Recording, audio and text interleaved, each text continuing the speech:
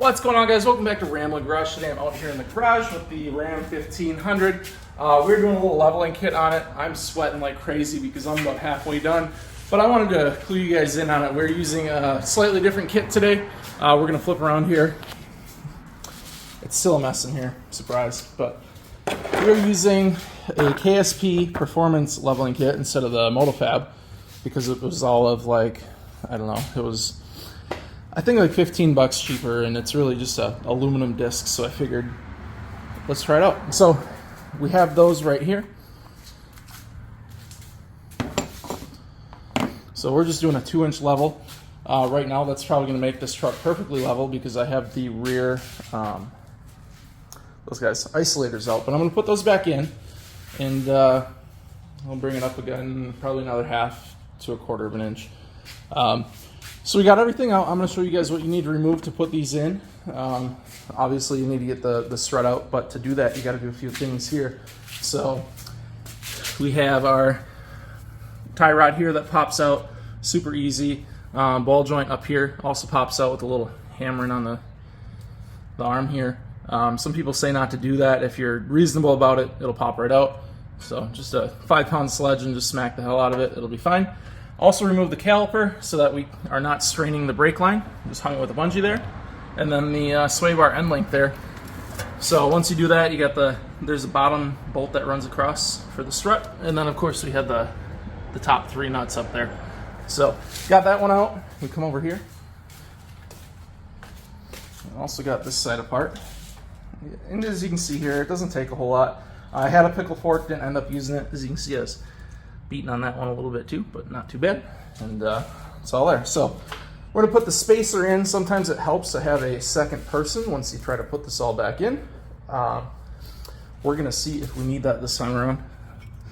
If I do need it, I'll just go ask my brother for help. He's helped me in the past. I will say when you're pulling this apart, loosen these things up. They get caught up. This is your ABS sensor, I believe. So you don't want that to get caught up and torn, and you have to replace that. So outside of that, you really don't need to be that far off the ground. We got the Daytona stands under there, and you can see they're not really, I'm not that high up. I think we're 4 notches up. So got that all there. Have some brake pads falling out. You can see I got some kind of weird wear on those, but they seem to be okay. So I'm gonna put the spacer on these guys. I'll show you what that looks like, and then we're gonna put them back in the truck. All right, got the passenger side top on there. You can see pretty easy. One thing I would say is when you have these out, just give them a little wipe down, a little quick detailer and a wipe. Gets all the gunk off of there and make sure that you don't have any like oddball squeaks or anything like that. So I always do that. I'm gonna put that one back in there, and then we're gonna try and get this one in here. We'll see if we can get it in there on our own. I might need to call in some help just because you do there's some play here.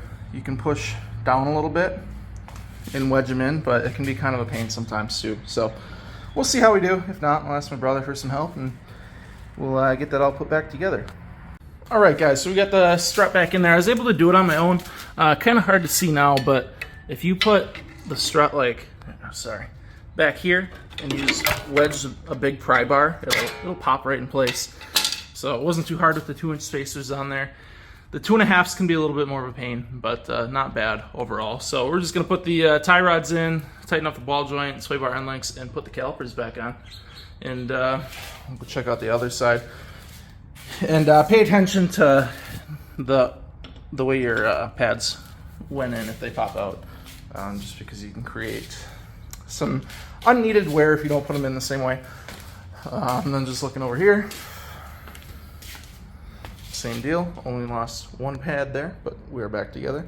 So just got to tighten everything up. So there it is. We'll get it tightened up, back on the ground, and we'll show you guys what it looks like.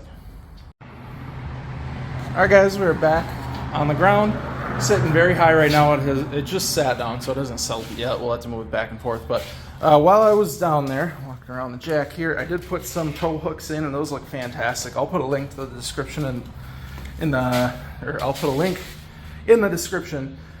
There's a factory bolt that you have to remove for these, and people say to use a wrench on it and then just hammer it down. If you use a wrench for leverage and continue to use an impact while pulling down, that thing comes out super easy. So that's that. I did that.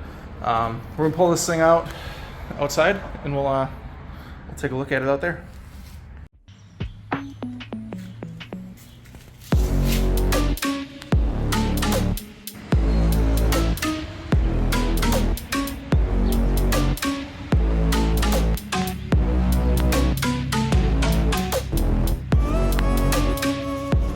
All right, guys, all in all, the kit is done. The tow hooks are installed. The tow hooks, they're growing on me a little bit. They're very bright. I got red because I can paint them more easily just to be black than I think I could paint them to be red if I didn't like the black. So they're pretty easy to put on.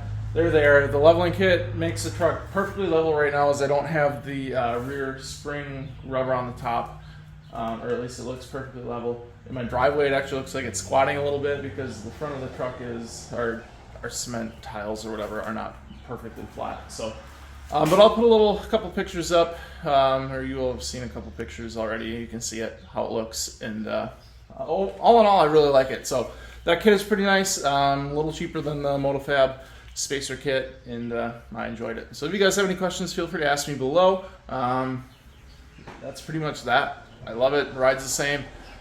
Looks a little better, looks a little more tough. I maybe lost, I don't know, half a mile per gallon, whatever. So there it is. Got it lined yesterday. Good to go. So thanks guys for watching. We're going to have a lot of Pontiac related and AMC related videos coming here soon. Some restoration type stuff on the Grand Prix, and then just some work on the Rambler and the Concorde. So I'm looking forward to that. That stuff is coming up very, very soon, and look forward to sharing it with you guys. So we'll see you guys there. See you in the next video, and yeah, thanks for watching. See you then.